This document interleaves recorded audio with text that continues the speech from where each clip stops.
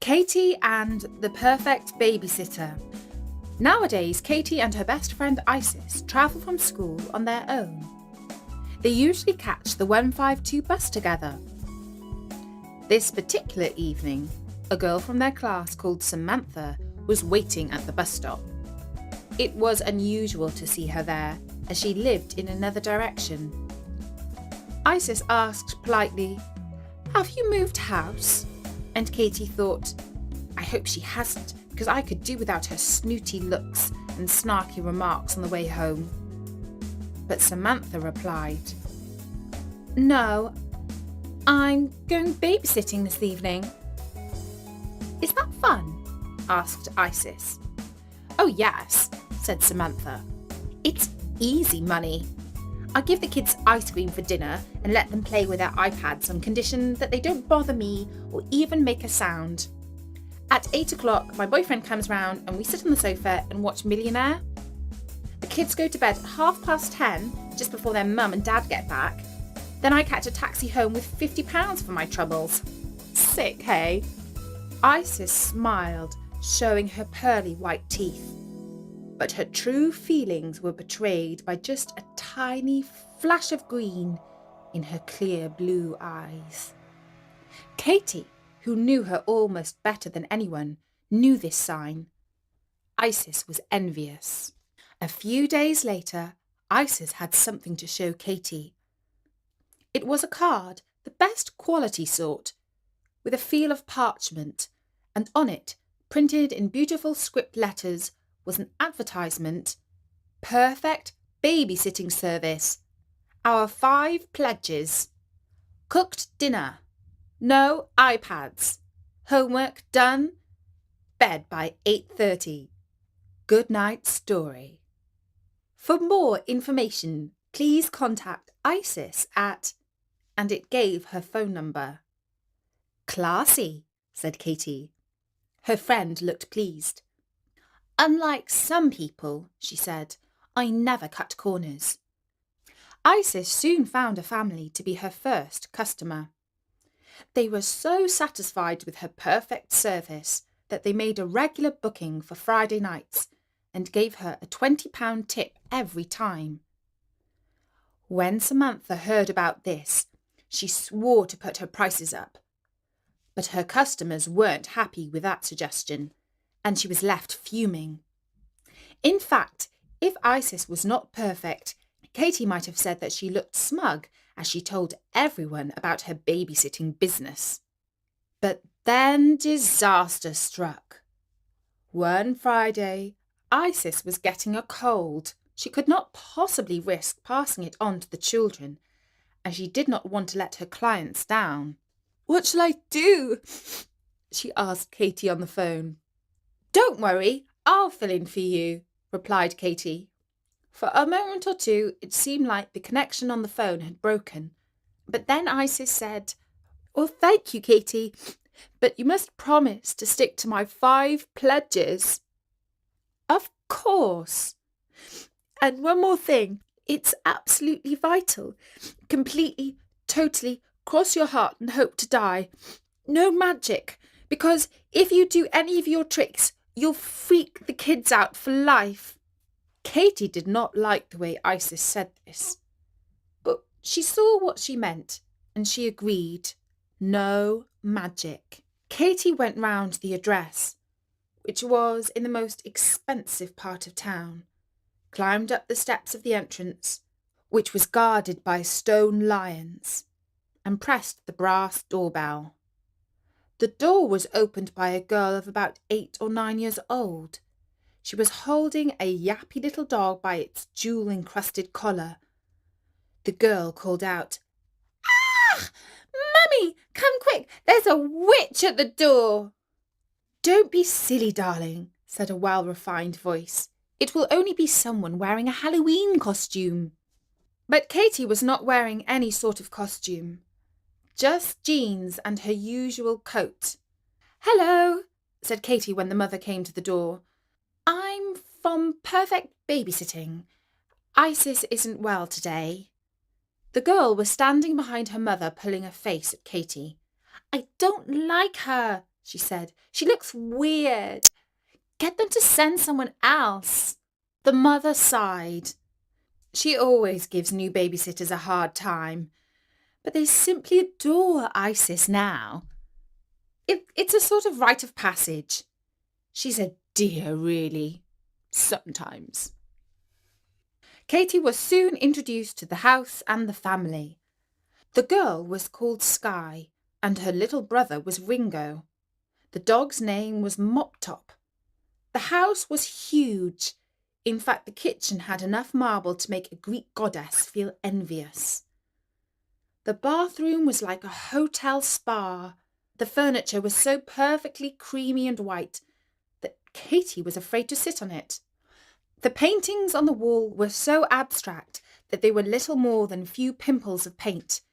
In fact, the whole style was completely minimalist, apart from one vase that sat on the coffee table. It was white, with a blue pattern made up of flowers, swirls, and a Chinese dragon. Katie could feel that it was very old, ancient even. "That's the only thing that really matters," said the mother. "It's rather precious, but the kids and the dogs aren't allowed in here anyway." In the back room, a huge jigsaw puzzle was spread out on the table. It was a map of the world and must have been made up of thousands of tiny pieces. Isis has been helping them with this every week. It's so much better than electronic screens, don't you think? "Perhaps you can get it finished with them," said the mother. Katie hated jigsaws, but of course she did not say this. When the grown-ups were gone, Katie clapped her hands and said, "All right, you two. Homework." "I don't have any," said Skye. "Neither do I," said Ringo. "That's not what your mother told me," said Katie. They spread the homework out on the kitchen table. Katie helped Ringo with reading his book. Skye had to do a mock entrance exam for an expensive secondary school. She sat down and planted her buds in her ears to listen to the music. "I don't think that's a good idea," said Katie. But Skye took no notice. She could not have looked more bored as she read through the text. She wrote one answer, about 3 words, and then said, "Time for a break." "But you've hardly begun," protested Katie. "I need the toilet. It's my human right to go to the loo when I need to," retorted Skye. And she went. And of course, she did not come back. After a while, Katie found Skye playing with her iPad in her bedroom. "Come on," she said. "Back to work." "In a minute," said Skye. The minute easily turned into 15 or so. Katie had to grab her iPad off her. "If it breaks, you'll have to pay for it," snapped the girl. She went back to do her homework, but not for long. Getting her to sit still for more than 2 minutes was a frantic struggle. Meanwhile, Ringo was standing on the worktops, opening all the cupboards. "Get down at once," commanded Katie. He lowered himself onto the floor and opened the fridge. "I need chocolate eclairs," he said. Soon his face was covered in chocolate and cream, and so was most of the kitchen. He left the fridge door open and Mop Top helped himself to some fillet steak. When Katie tried to pull it away, he growled at her. "Well, you might as well have it now," sighed Katie, wondering how much it had cost. She cooked chicken and rice for dinner. The kids went upstairs. And before long, Katie heard a loud scream. "Ah!" Ringo was pulling Skye's hair, and she was scratching his face. She saw a red mark under the boy's eye, which was probably nothing, but did not reflect at all well on her as the perfect person in charge. "Stop! Stop! Please don't fight," said Katie, pulling them apart. Ringo wailed, and Sky said, "If you so much as touch me, I'll call the police." "Are you like this with Isis?" said Katy, baffled, and wondering if she had come to the right house, because her friend had never mentioned anything so dire. "No, because Isis is pretty, and you've got a face like a witch." And Ringo chanted, "We want Isis! We want Isis!" which did not make Katy feel any better at all. The kids refused to eat the supper. She felt a complete failure as she scraped the food she had cooked off their plates and into the dog's bowl. Perhaps Samantha has got the right idea, she thought. I bet she does not have any of this trouble. "Let's do the jigsaw," she said. "I hate jigsaws," protested Ringo. "Well, that makes two of us," said Katy. "Isis is stellar at them," said Sky. "That's because she's perfect," replied Katy, who for the first time could see why some people found Isis's perfection quite irritating. When they tried to do the puzzle, none of them could find the southernmost tip of Chile. And after a while, Ringo got fed up and tipped the whole thing upside down on the floor. Sky knelt down as if to help recover the disaster, but instead she picked up Africa, which had so far survived intact, and threw it across the room. You're just so horrible," stuttered Katy. "At least I'm not a witch like you," retorted Sky. "Why do you keep saying that?" asked Katy. She knew that Isis would never have told them about her secret. Why did the girl keep on going on and on about it? Coincidence? Perhaps not. "I know there's something weird about you. I could feel it as soon as I saw you," replied the girl.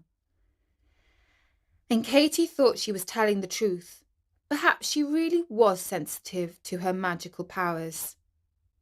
"What on earth do you mean?" she asked. "Don't pretend it's not true," insisted the girl. "I know. Go on, admit it. It's true, isn't it? You are a witch." "You are a witch."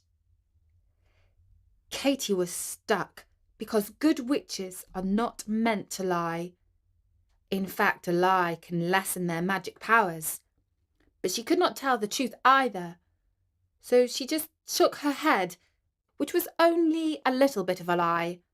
It felt bad all the same. The girl said, "When I was little, I got an attack of warts. They grew like little hard lumps on my feet, my hands, and worst of all on my nose. My mother tried everything to get rid of them, freeze-drying, ointments, even surgery, but they kept on coming back. I was the ugliest child you ever saw. Mummy was desperate. In fact, I think she really wanted to give me up as an orphan. Eventually, she took me to see an old lady with magical powers. I remember how creepy she felt. She made up a potion, which I had to drink every day for a week. It tasted disgusting. But at the end of the treatment, my nose was pretty, and all the warts were gone forever. When I saw you, I had the same feeling as when I met the witch. Like a tingling in my ear. It took me right back. And you look a bit like her too. You are a witch. I know you are. And I know how to prove it." She pushed past Katy. "Hey, where are you going? What are you going to do?" asked the hapless babysitter. Sky darted down the corridor and into the living room, which was off limits to the kids. Mop Top ran after her, yapping. Katy arrived just in time to see Sky holding the precious vase above her head. "No, don't!" shouted Katy. But Sky did. She flung the vase down onto the oak floorboards, and it smashed into more pieces than the jigsaw. "It's a Ming vase, and you broke it." "No, I didn't. You just did," replied Katy. "But who will believe that? Mummy knows I never come in here. I'll say you did it, and she'll believe me. It's